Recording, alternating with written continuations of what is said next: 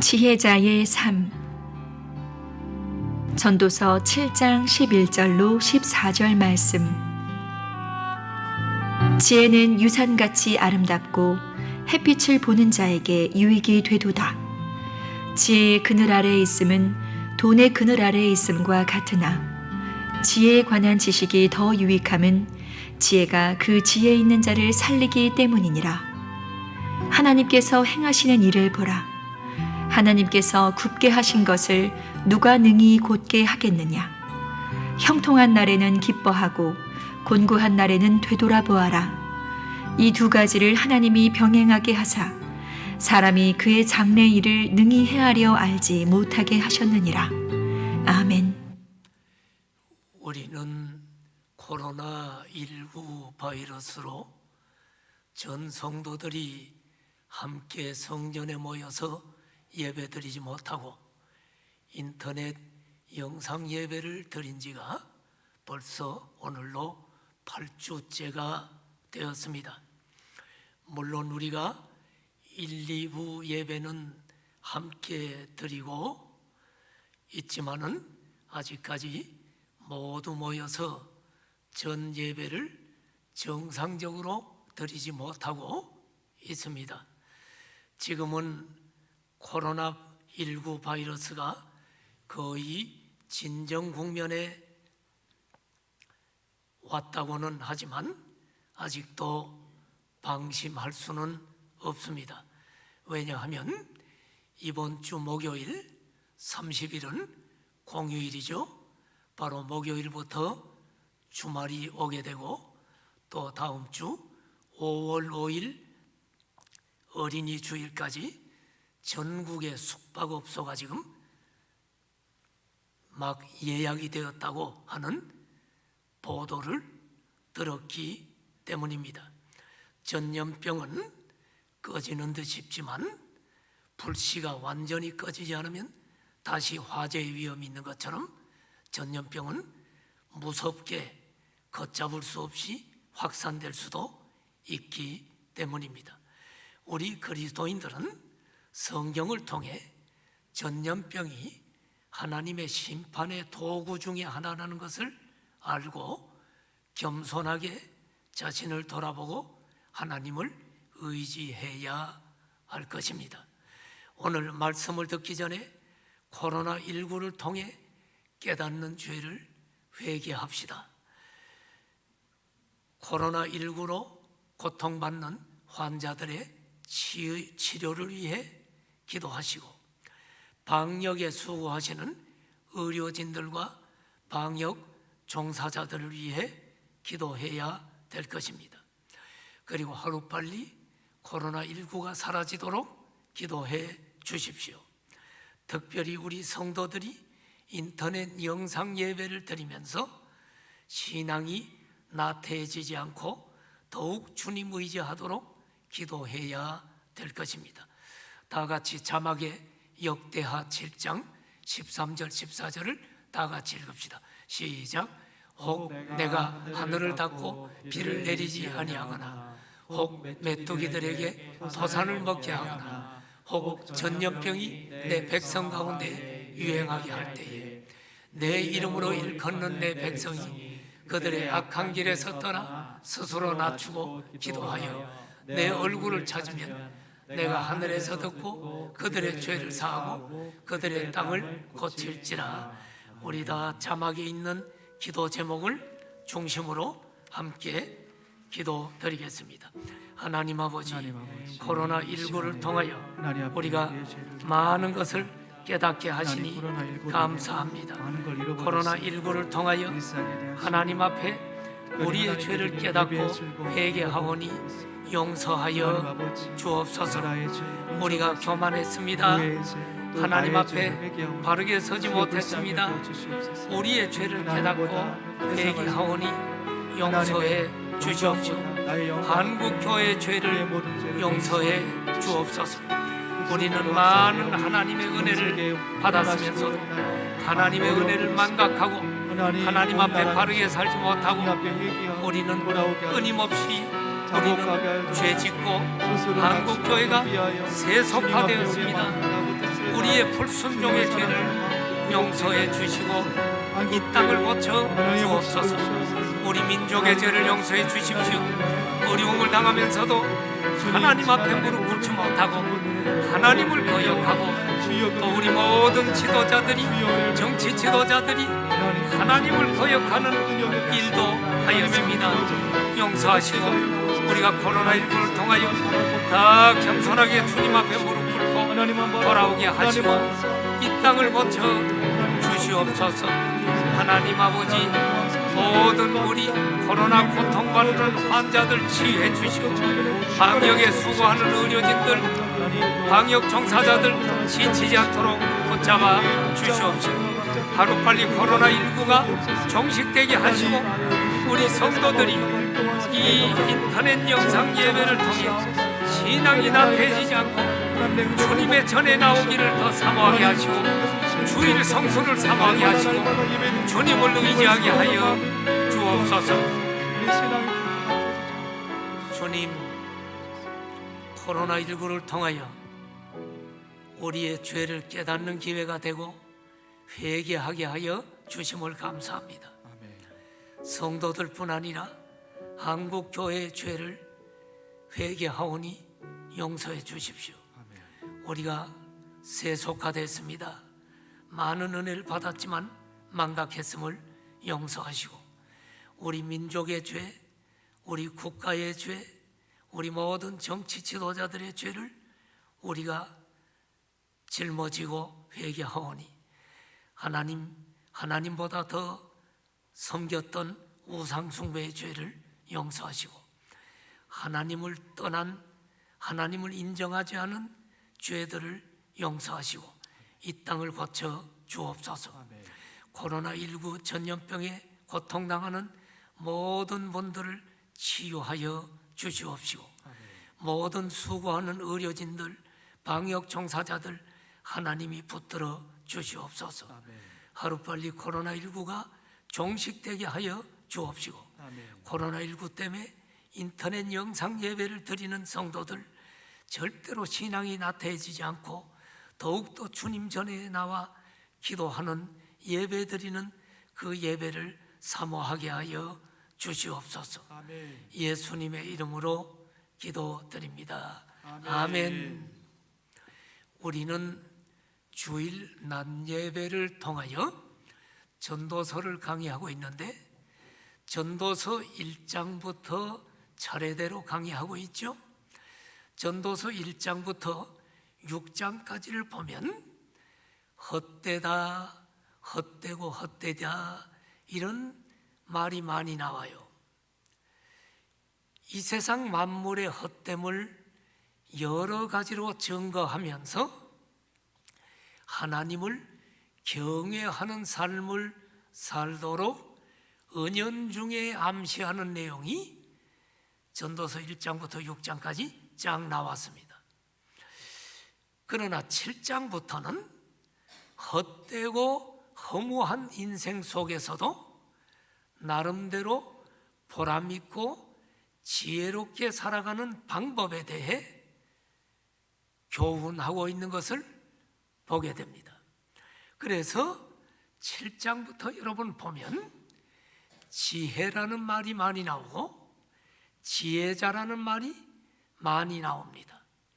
저는 오늘 본문 전도서 7장 11절부터 14절 말씀을 중심으로 지혜자의 삶이라는 제목으로 말씀을 전하려고 합니다. 지혜자는 어떤 삶을 살아야 할까요? 첫째로 지혜를 재물보다 더 귀하게 여기는 삶을 살아야 합니다. 여러분, 절대로 재물이 필요 없다고 얘기하지 않습니다. 돈 필요 없다는 말이 아닙니다. 돈은 우리 인생살이에 많은 도움을 줍니다. 자, 본문을 먼저 봅시다. 전도서 7장 11절을 보면 지혜는 유산같이 아름답고 햇빛을 보는 자에게 유익이 되도다. 유산은 뭐요? 부모로부터 상속받은 재산 아닙니까? 내가 직장에서 땀 흘려 번 돈이 아니라 부모로부터 거저받는 유산, 재산. 유산이, 재물이 좋지요. 재물이 싫어요? 여러분, 예수님 믿는 여러분들이 혹시 재물이 싫다 그러면 전부 저를 주시면 제가 잘 쓰겠습니다. 목사도 여러분 돈을 싫다? 난 이렇게 설교하는 분들은 그 목사님 전부 나를 주면 내가 쓸 데가 얼마나 많은데요. 에? 참 유익하게 쓸 데가 많아. 돈은 절대로 돈은 나쁜 것이 아닙니다. 성경도 유산이 아름답다고 얘기하죠. 그런데 지혜는 그 유산처럼 아름답다. 그리고 햇빛을 보는 자에게 유익이 된다. 햇빛을 보는 자는 누구를 가리킵니까? 살아있는 자를 가리킵니다. 지혜와 재산은 이 세상에 살아있는 자들에게는 다 유익이 된다. 성경은 분명히 얘기합니다. 죽어서 땅 속에 있는 사람은 햇빛을 못 봐. 땅 위에 햇빛을 보는 살아있는 사람은 다 지혜나 유산이나 유익하다. 돈이 절대로 필요 없다라고 이야기하지 않는다. 에? 돈 그까짓 것 썩을 것, 돈 다 쓸데없다. 돈을 버리기를 원합니까? 그러면 우리 집에 버려주시면 대단히 감사하겠습니다. 성경은 절대로 여러분 돈이 필요 없다고 얘기하잖아요. 돈 많이 생기면 좋아요. 먹을 것도 마음껏 사서 먹을 수 있고, 사고 싶은 물건도 우리가 마음껏 살 수 있고, 좋은 집, 좋은 차, 좋은 환경 누릴 수 있어요. 돈 좋아요, 좋아요. 그런데 지혜가 우리가 그토록 좋아하는 이 유산, 재물처럼 지혜가 귀하다라고 성경은 이야기하고 있는 것을 보게 됩니다. 지혜나 돈이나 다 이 땅에 사는 사람들에게는 유익이 있다는 것입니다. 자, 이제 12절을 봐요. 전도서 7장 12절에 보면 지혜의 그늘 아래 있음은 돈의 그늘 아래 있음과 같으나 지혜에 관한 지식이 더 유익함은 지혜가 그 지혜 있는 자를 살리기 때문이니라. 자, 이 말씀은 지혜도 돈도 다 우리에게 유익을 준다는 거예요. 그렇지만 지혜가 더 유익하다라고 이야기합니다. 지혜와 돈이 다 그늘 아래 있다. 그늘 아래 있다는 말은 무슨 말입니까? 지혜의 그늘 아래 있다. 이것은 삶의 힘든 현실로부터 보호해 준다는 거예요. 지혜를 가지면 그늘 아래 있게 돼. 그래서 삶이 어려울 때 지혜가 보호를 해줘. 마찬가지로 돈의 그늘 아래 있어. 이 돈도 우리 삶의 현실이 어려울 때 이 돈이 우리를 보호해줘요. 지혜나 돈이나 다 같이 우리를 보호해 준다라고 이야기합니다. 돈이 많아서 돈의 그늘 아래 있는 사람은 인생의 많은 힘든 상황을 돈으로 해결할 수 있어요. 예를 들면 몸이 병들었을 때 병원에 가 치료를 받으려면 돈이 필요한 거예요. 만일에 돈이 없다면 치료를 받을 수 없고 상태가 위급하면 죽을 수밖에 없습니다. 돈은 필요해요. 돈은 우리에게 그늘이 되줘요. 또 저 북한의 어린이들 가운데 돈이 없어서 먹지 못하고 치료받지 못해 죽어가는 숫자가 많다고 하니까 돈이 우리에게 유익을 주는 것은 분명합니다. 돈의 그늘 아래서 보호를 받는 것입니다. 그러나 여러분, 만일 어떤 사람이 유산을, 재물을 많이 지녔는데 지혜가 없다면 그 재물을 제대로 관리하거나 간수하지 못할 것입니다. 그러므로 여러분, 재물도 필요하지만 지혜가 재물보다 더 귀하다, 더 유익하다라고 오늘 성경은 이야기합니다. 여기서 말하는 지혜는 세상적인 지혜를 가리키는 게 아닙니다. 하나님의 지혜를 가리킵니다. 하나님의 지혜는 어디서 오는 줄 알아요? 성경은 하나님을 경외하는 것이 지혜의 근본이다. 그러므로 여러분, 오늘 2부 예배 나와서 하나님을 경외하고 예배드리는 여러분, 또 지금 인터넷 영상으로 하나님 앞에 있는 자리에서 하나님을 경외하고 예배드리는 여러분, 여러분은 지혜자가 될 수 있는 줄로 믿습니다. 여러분, 오늘 본문 12절을 보면 지혜는 지혜자의 생명을 살리기 때문에 더 귀하다라고 이야기합니다. 잠언 4장 6절을 한번 보십시오. 지혜를 버리지 말라. 지혜가 너를 보호하리라. 지혜를 사랑하라. 지혜가 너를 지키리라. 이 말씀은 지혜가 내 생명을 보호하고 지켜준다는 말입니다. 하나님께서 주시는 지혜, 하나님을 경외하는 신앙으로 얻는 지혜는 인간으로 하여금 파멸의 길로 향하는 것을 막아주고 의와 생명의 길로 인도해 준다는 것입니다. 지혜가 나의 생명을 지키고 보호해 준다. 자, 한번 예를 들어 제가 한 얘기를 할게요. 오래된 아라비아의 한 마을에, 아라비아는 회교 국가죠, 이슬람 국가죠. 이 아라비아의 한 마을에 회교 나라의 왕이 있었는데 이 왕을 칼리프라고 불러요. 이 칼리프가 있었는데 이 왕 밑에 여러 해 동안 시중 들고 있던 유대인 한 명이 있었어요. 유대인은 하나님을 섬기는 사람이죠. 이 유대인이 회교 나라의 왕을 섬기는 시중을 들고 있는 시중 신하로 있었어요. 그런데 어느 날 그 유대인이 이 칼리프를, 회교국의 왕을 몹시 화나게 만들었습니다. 이 왕은 화가 나가지고 저놈을 사형시키라고 명령을 내렸어요. 그러나 그 유대인은 어릴 때부터 이 왕의 시중을 잘 들었기 때문에 이 왕은 사형 선고를 내렸지만 그에게 긍휼을 베풀면서 이렇게 말합니다. 너 나를 화나게 했기 때문에 너를 죽이겠지만, 그러나 너하고 옛날부터 오랜 정이 있기 때문에 죽기 전에 마지막으로 내가 한 가지 소원을 들어주겠다. 내가 너에게 한 가지 소원만 들어주겠다. 너 어떻게 죽고 싶은지 너 대답을 해라. 모래시계를 거꾸로 놓으면서 이 왕이 모래시계가 다 떨어지기 전까지 너는 어떻게 죽고 싶은지 대답을 해라.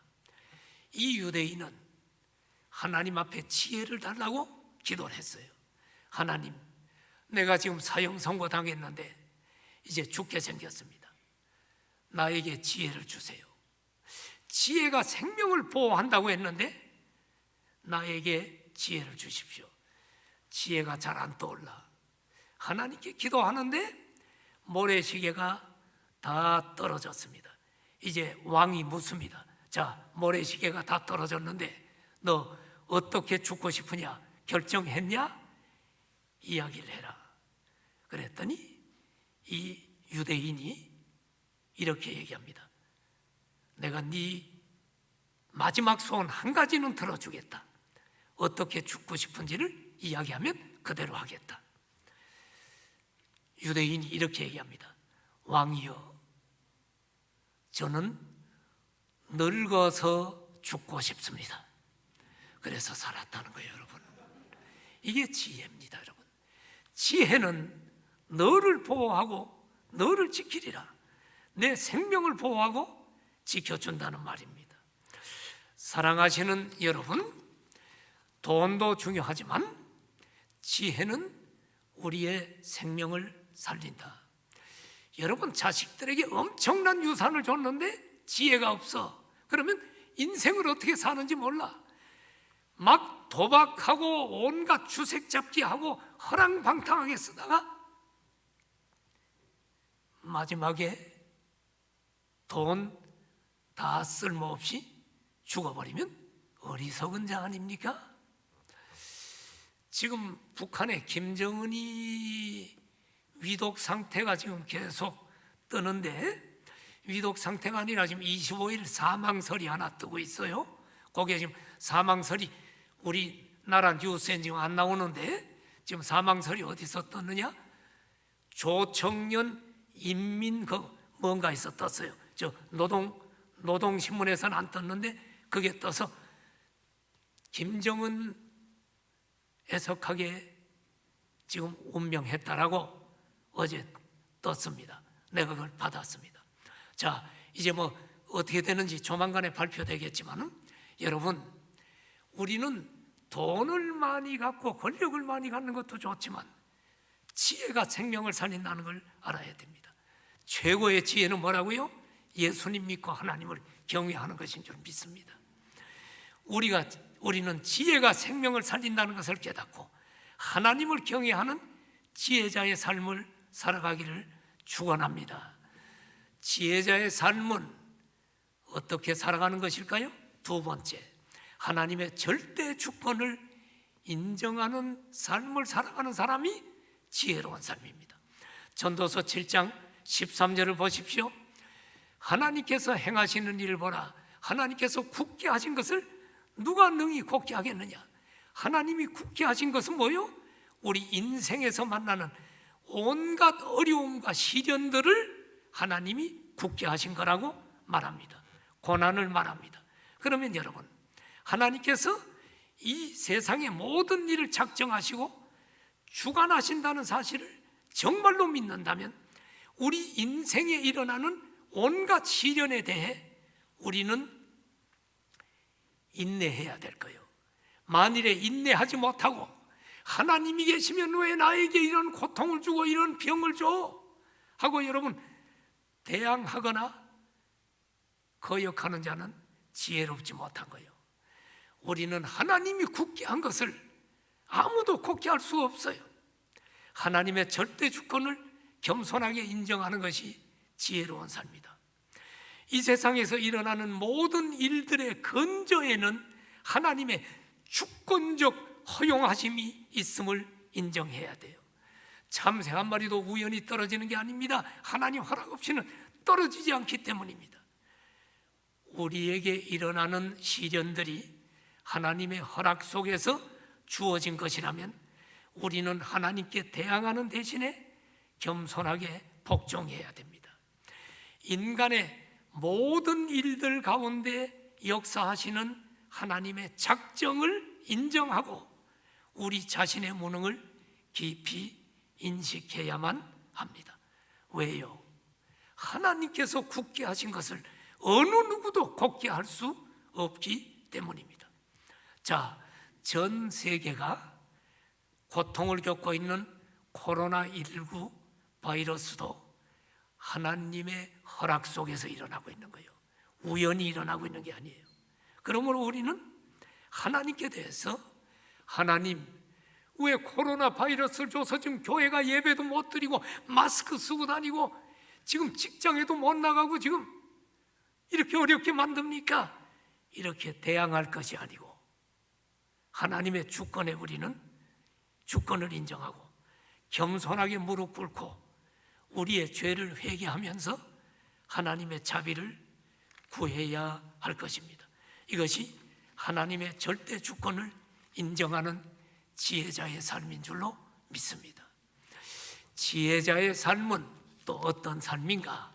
세 번째로, 형통한 날과 곤고한 날을 두신 하나님께 순종하는 삶을 사는 사람이 지혜로운 사람인 줄 믿습니다. 전도서 7장 14절을 봐요. 형통한 날에는 기뻐하고 곤고한 날에는 되돌아보아라. 이 두 가지를 하나님이 병행하게 하사 사람이 그의 장래일을 능히 헤아려 알지 못하게 하셨느니라. 우리 인생에는 형통한 날, 공고한 날 두 가지를 하나님이 나란히 병행하게 두셨대요. 우리 인생은 기쁨과 슬픔, 행복한 일과 불행한 일, 웃음과 눈물이 수없이 교차합니다. 늘 즐겁고 행복한 날만 계속되면 좋겠는데 그렇지 못해. 그러면 이런 인생의 여정에서 우리는 어떻게 살아가는 것이 지혜로운 삶인가? 자, 먼저 형통한 날을 살펴봅시다. 성경은 형통한 날에는 기뻐하라. 전도서 7장 14절에 분명히 형통한 날에는 기뻐하라고 하죠. 형통한 날은 어떤 날이요? 모든 것이 잘 되어지는 날, 즐거운 날, 성공한 날, 회사에 진급한 날, 출세한 날. 공동 번역을 보면 형통한 날에는 기뻐하고라는 말이 이렇게 번역되어 있어요. 일이 잘 되거든 행복을 누려라. 그렇죠. 형통한 날은 일이 잘 되는 날이죠. 그때는 행복을 누리래요. 그런데 여러분, 이 말을 잘못 오해해서 일이 잘 풀리고 잘 되면 마음대로 먹고 마시고 흥청거리면서 방탕하게 살라는 말로 오해하면 안 돼요. 기뻐하라는 말은 그런 말이 아니에요. 행복을 누리란 말은 그런 말이 아니에요. 또 일이 잘 되었을 때 하나님의 은혜를 망각하고 마음대로 살라는 게 아니야. 자, 우리 전도서 5장 19절을 봐요. 어떤 사람에게든지 하나님이 재물과 부여를 그에게 주사 능히 누리게 하시며 제 몫을 받아 수고함으로 즐거워하게 하신 것은 하나님의 선물이라. 하나님이 재물을 줬어, 복을 줬어, 형통하게 했어. 그러면 즐겁죠? 즐거워하게 하신 것은 하나님의 선물이라는 걸 잊지 말아야 돼. 내 실력으로 내가 지금 돈 많이 번 게 아니요, 내 실력으로 지금 형통하게 된 게 아니요. 코로나19 여러분, 이거 인간의 힘으로 마음대로 없앨 수 없잖아요. 예? 내 힘으로 하는 게 아니에요. 그러므로 형통한 일이 생기면 즐거워하게 하신 것이 형통이 하나님의 선물이라는 것을 기억해야 돼요.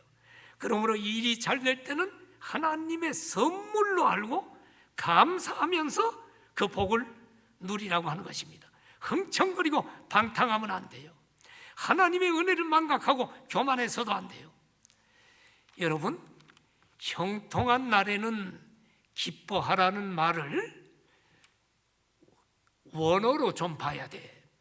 기뻐하라는 이 단어가 히브리어 기본형인 토브라고 하는 단어인데, 토브라고 하는 단어를 여러분 들어본 사람이 있을 거예요. 뭐 토브 어느 극단 이름도 있어요. 기독교 극단에. 토브는 무슨 뜻이냐? 좋은, 선한, 아름다운 이런 뜻이에요, 원어가. 그러니까 여러분, 형통한 날에는 기뻐하라는 말은 형통한 날에는 선한 일을 하라는 거야. 방탕하라는 게 아니라 형통한 날에는 좋은 일, 좋은 사람이 되라는 거야. 형통한 날에는 아름다운이란 뜻이 있어요. 토부가 하나님 보시기에 아름다운 삶을 살아야 된다는 뜻이 있어요. 그러므로 여러분, 형통한 날에 기뻐하라는 말은 좋은 사람이 되고 선하게 살고 아름다운 사람이 되라는 거예요. 하나님의 은혜를 감사하면서 형통함을 입은 것을 감사하고 기뻐하며 선하게 살라는 말입니다. 그런데 많은 사람들이 시련이 올 때는 시련을 극복하려고 열심히 살고 열심히 기도하다가 일이 잘 되어 형통하게 되면 방종하고 게으르고 교만하여 불신앙으로 떨어지는 사람을 종종 봅니다. 왜 그래요? 형통하게 되면 영적인 일보다는 자신의 육신만을 기쁘게 하려고 하기 때문입니다. 여러분, 우리는 코로나19로 말미암아 지금 아주 고통스러운 시간을 지금 몇 달간 보내고 있습니다. 마스크 쓰는 것도 얼마나 힘들어요. 네. 이제 서서히 코로나가 종식돼 가고 있는 것을 보게 됩니다. 이제 다 끝나면 형통한 날이 다가올 것입니다. 그때에 형통한 날에는 기뻐하라고 했으니 주일날 교회도 안 나오고 놀러 다니고 한다. 그것은 형통한 날에 기뻐하는 게 아니야. 형통한 날에는 기뻐하라. 선한 일을 하고 좋게 돼야 돼. 그럼 어떻게 돼야 되느냐? 코로나19가 종식되면 형통한 날이 오면 놀러 가는 게 아니라 이전에 주일 성수 뻔질나게 빠진 사람은 이제는 형통한 날에는 정말로 좋은 사람이 되고 하나님 보시기에 아름다운 사람, 도부, 선한 사람이 돼서 이제는 철저하게 예배드리겠다. 주님 안에서 기뻐하는 것, 이것이 참된 기쁨인 줄로 믿습니다. 그런데 인간은 고통이 오면 기도하는데 형통하면 방종하게 되는 경우를 보게 돼요. 영국의 메리 여왕 시대에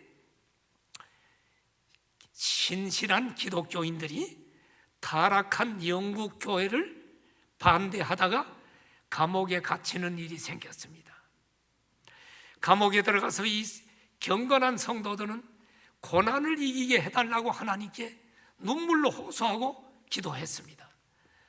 나중에 석방이 됐는데 석방돼서 자유롭게 된 사람들이 집으로 돌아가서 많은 사람들이 기도하지 않고 오히려 세상에 물들어 신앙에서 떠나 더 타락한 자들이 되었습니다.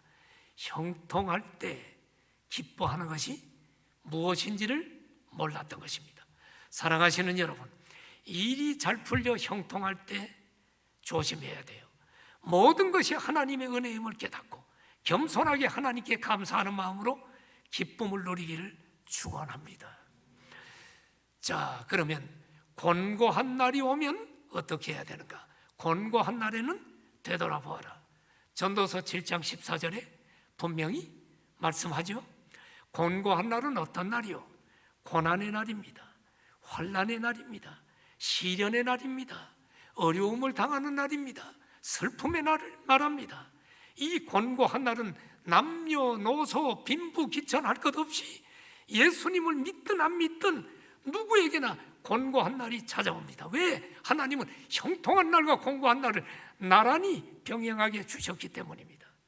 우리는 곤고한 날을 원하지 않지만 인생에는 형통한 날이 많이 있는 게 아니라 곤고한 날이 불청객처럼 우리를 찾아옵니다.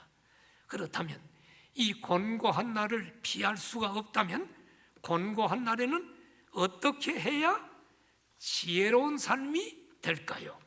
오늘 성경은 곤고한 날에는 되돌아보아라 라고 이야기합니다. 오늘 우리가 겪고 있는 코로나19 바이러스도 바로 우리가 곤고한 날을 겪고 있는 경험입니다. 그럼 코로나 바이러스를 겪으면서 되돌아보아라, 무슨 말일까요? 되돌아보라는 히브리어의 동사 원형은 라라고 하는 단어입니다. 라, 히브리어 동사 원형이 라인데 그 뜻이 뭐냐? 보다, 주시하다, 관찰하다, 생각하다 라는 뜻이 있어. 그러니까 여러분, 곤고한 날을 맞아서 되돌아보라는 말은 보라는 거야, 관찰하라는 거야, 그리고 생각하라는 의미가 있어요. 그러면 무엇을 보고 무엇을 생각하라는 말입니까?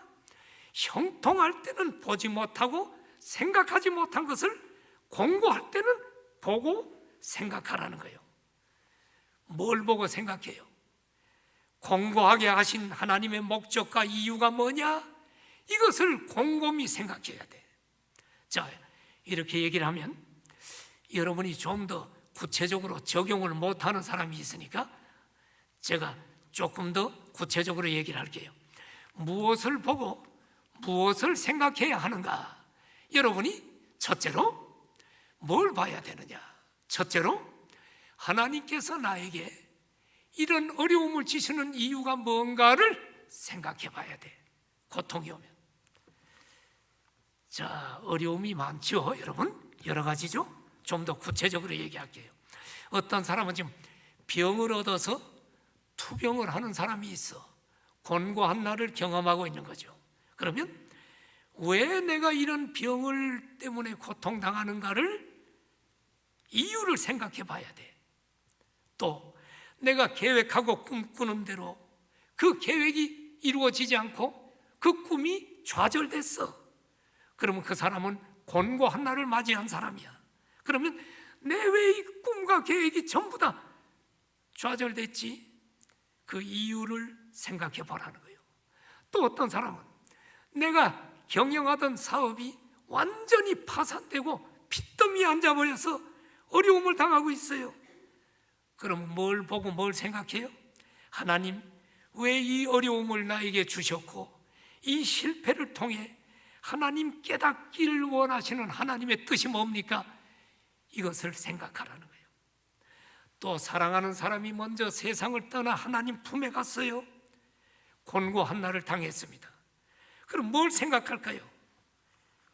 사랑하는 자를 먼저 불러가시고 나만 남겨두셨는데 하나님, 나의 남은 인생을 통하여 하나님이 원하시는 일이 무엇입니까? 곤고한 날에는 질문을 던지고 생각하라는 거예요. 곤고한 날에는 이런 질문을 던지면서 하나님이 주시는 답을 찾아야 돼요. 나의 죄를 깨닫고 회개하기 원하셔서 고난을 주시기도 합니다.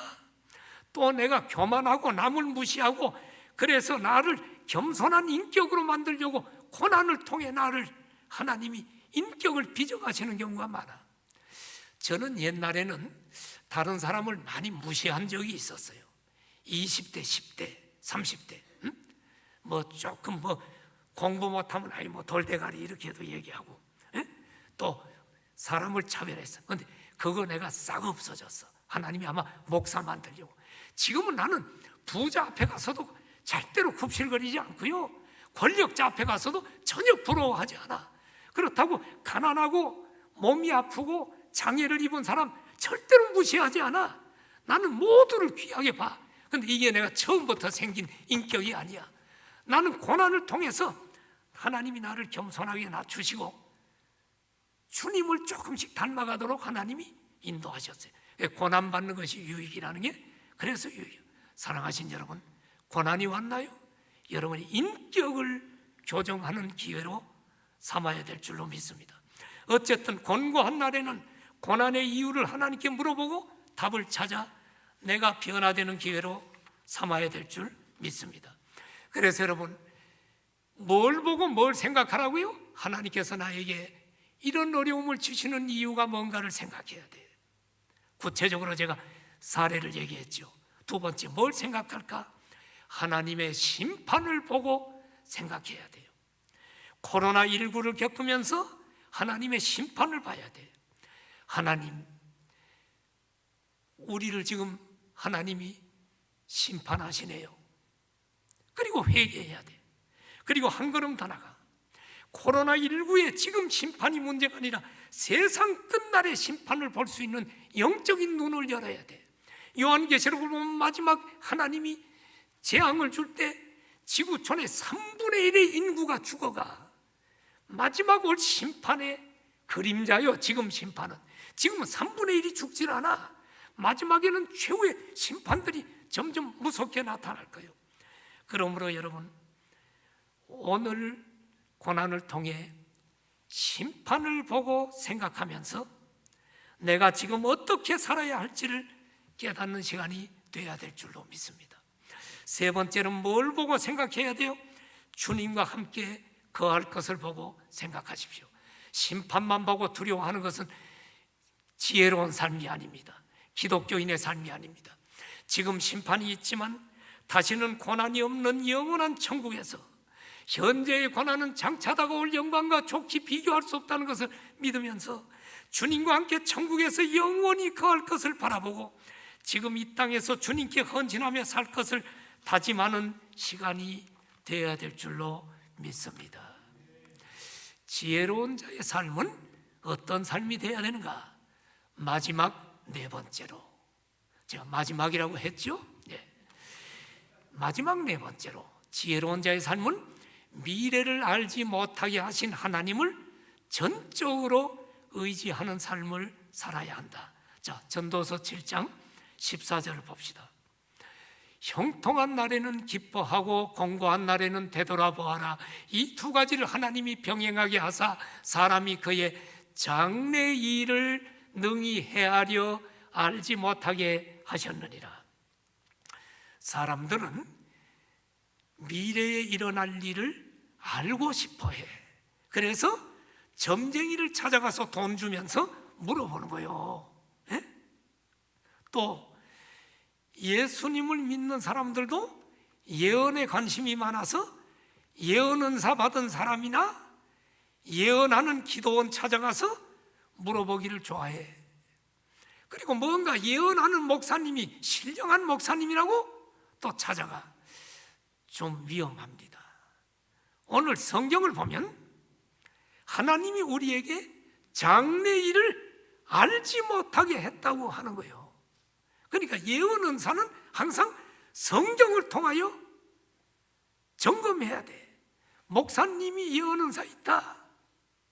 나도 지금 예언할 수 있어요. 해볼까요? 여러분, 주님이 반드시 재림할 것입니다. 맞습니까? 예언은 바로 성경 예언하는 거예요. 요한계시록처럼 마지막 최후의 심판이 있을 것입니다. 마지막에 엄청난 전쟁이 일어날 것입니다. 이게 예언입니다. 그러니까 성경에 없는 것, 점쟁이처럼 예언하는 교회 찾아가지 말고 그런 것 좋아하는 사람은 신앙이 잘못된 거예요. 하나님은 장래일을 알지 못하게 하셨다. 그런데 여러분, 우리가 장래일을 알지 않는 것이 우리에게 도리어 유익이라는 걸 아세요? 아십니까, 여러분? 왜 유익한가? 이야기를 해볼게요. 자, 한번 봅시다. 만일에 여러분 미래에 좋아질 것을 미리 안다고 합시다. 예를 들어 내일 로또 복권 100억이 나한테 당첨된다고 합시다. 그러면 좋죠, 100억. 그런데 내일 100억이 된다는 오늘 미리 알고 심장사로 죽는 사람도 있어요. 준비가 안 돼가지고 갑자기 심장은 갑자기 쇼크 올 때 그런 거 아니에요? 내일 되기도 전에 오늘. 그래, 이런 예화를 여러분 들어봤을 텐데, 어느 할머니가 교회 집사님인데 그냥 로또 복권 하나 누가 줘서 사줘서 가지고 있었어. 그런데 할머니가 복권을 보는 게 어려우니까 아들에게 맡겼어. 그런데 아들이 딱 봤더니 100억이 당첨됐네. 근데 어머니에게 얘기를 못 하는 거야. 어머니 100억 당첨됐다 그러면 그 할머니가 가뜩이나 나이가 많아서 심장이 약한데 갑자기 쇼크 받으면 안 되니까 굉장히 고민이 돼가지고 100억 당첨됐다는 얘기를 못하고 목사님과 상의를 했어. 목사님, 우리 어머니를 목사님이 지혜로우시니까 지금 이 100억이 지금 당첨됐는데 심장사 하면 안 되니까 목사님이 좀 지혜롭게 좀 얘기를 해 주십시오, 목사님. 그랬더니 목사님이 그 할머니 집사님을 만났어요. 할머니 집사님, 만일에 5억이 공짜로 생기면 어떻게 하실래요? 그랬더니 할머니 집사님이 이 목사님도 5억이 어떻게 생기겠어요? 그 많은 돈이. 그래도 생기면 어떻게 쓸래요? 생기면요 11조 하고요, 또 어려운 사람 한 1억 도와주고요, 그리고 우리 아들 딸들 나눠주고, 나 보약해 먹고 그렇게 쓰죠 뭐. 근데 목사님이 또 물어보네. 집사님, 20억이 만일에 생기면 어떻게 쓸래요? 목사님 자꾸만 왜 그런 소리 해요? 돈이 20억이 어디서 생긴다고? 만일에요 20억 생기면요, 내가 한 5억은 어디 저 양로원에 보내고요, 또 불쌍한 사람 도와주고요, 헌금하고요, 자식들 주고 그렇게 하지요. 근데 목사님이 또 물어보는 거야. 집사님, 만일에 50억 생기면 어디다 쓸래요? 아이, 목사님 오늘 이상하네. 목사님 옛날 목사님 같지 않아요? 돈 잔 얘기하면 50억이 어디서 생깁니까? 그래도 만일에요 50억 생기면 어떻게 합니까? 할 수 없이 이 할머니 집사님이 또 얘기하는 거예요. 10억은 어디에 쓰고 뭐 하고 뭐 이렇게 얘기를 했어요. 근데 목사님 귀찮게 또 얘기하는 거예요. 집사님 한 번만 더 질문할게. 만일에 100억이 생기면 어디다 쓸래요? 아, 참 목사님 참 은혜가 안 되네요. 맨날 지금 돈 얘기를 지금 한두 번도 아니고 100억 생기면요 목사님 다 드릴게요. 그랬더니 목사님이 심장으로 죽었다는 거예요. 다 준다는 바람에 너무 좋아가지고. 자, 여러분, 장래일을 아는 것이 좋은 것만은 아니라는 사실을 알아야 됩니다. 그래서 하나님은 우리에게 좋은 일도 헤아려 알지 못하게 했다. 그렇다면 여러분, 미래에 내가 불행하게 될 일을 미리 알면 좋을까요? 한번 예를 들어볼까요? 이런 일이 있으면 안 되지만 내일 내가 횡단보도를 건너가는데 시속 120km 달리는 음주운전자가 횡단보도를 그대로 지나가면서 나를 치어서 내가 완전히 몸이 상상할 수 없을 만큼 고통을 당하고 죽는다는 것을 미리 알면 오늘 하루 초죽음이 될 겁니다. 또 내일 내가 비행기를 타고 지금 가게 돼 있는데 비행기가 추락되면서 모두가 죽는다. 물론 그러면 안 탈 수도 있겠지만은 여러분, 그게 운명이라면 오늘 견딜 수 있겠어요? 내가 어느 빌딩에서 10층의 빌딩에서 근무하는데 거기서 근무하는데 화재가 나가지고 지금 빌딩에 있는 사람들 죽는데 내가 처참하게 불타 죽는다. 내가 내일 병원에 갔더니 의사가 당신 한 달밖에 못 산다고 불치병 선고를 할 거다. 여러분, 이것을 미리 알면 내일이 가기 전에 오늘 근심 걱정으로 오늘 초죽음이 될지 몰라요. 하나님은 장래일을 우리에게 맡긴 것이 아닙니다. 그것은 전지전능하신 하나님의 손에 있다는 것을 기억하시기를 축원합니다. 사랑하신 여러분, 우리는 한 치 앞도 예측할 수 없는 연약한 존재입니다. 하나님께서 미래를 알지 못하게 하신 것은 인생으로 하나님만 전적으로 의지하게 하시기 위함입니다. 예수님을 믿는 우리는 미래를 염려하지 말고 하나님께 모든 것을 맡기며 살아야 될 줄 믿습니다. 형통한 날과 공고한 날을 병행하게 두신 하나님의 주권에 겸허하게 순종하며 형통한 날에는 하나님의 은혜를 감사하고 선하게 사십시오. 곤고한 날에는 자신을 되돌아보아서 하나님의 뜻을 깨닫는 시간으로 살아야 할 줄로 믿습니다. 그리고 미래를 염려하지 말고 예수님 믿는 우리는 미래에 형통한 날이 오든 공고한 날이 오든 예수 믿고 구원받은 것을 감사하며 하나님을 전적으로 의지하며 살아가는 지혜로운 자가 되어야 될 줄 믿습니다. 그리고 우리의 최종적인 미래는 다시는 고통이 없고 무궁한 복락을 누리는 영원한 천국이라는 것을 확신하고 살아가는 모두가 되기를 축원합니다. 우리 고개 숙여 기도합시다. 우리 함께 기도할 때 하나님, 오늘 지혜자의 삶을 배웠습니다. 우리는 하나님을 경외하는 지혜자입니다. 하나님께 우리의 인생을 다 맡기며 주님만 의지하고 살아가는 지혜로운 자가 되게 하여 주옵소서. 통성으로 기도합시다. 할렐루야. 하나님, 오늘 지혜자의 삶을 배웠습니다. 하나님, 하나님의 절대 주권을 인정을 하고 하나님 앞에 순종하며 형통한 날이든 곤고한 날이든 주님만을 의지하며 우리의 궁극적인 미래는 영원한 천국임을 확신하고 믿음으로 살아가는 우리 모두가 지혜로운 자가 되게 하여 주시옵소서. 예수님의 이름으로 기도드립니다. 아멘.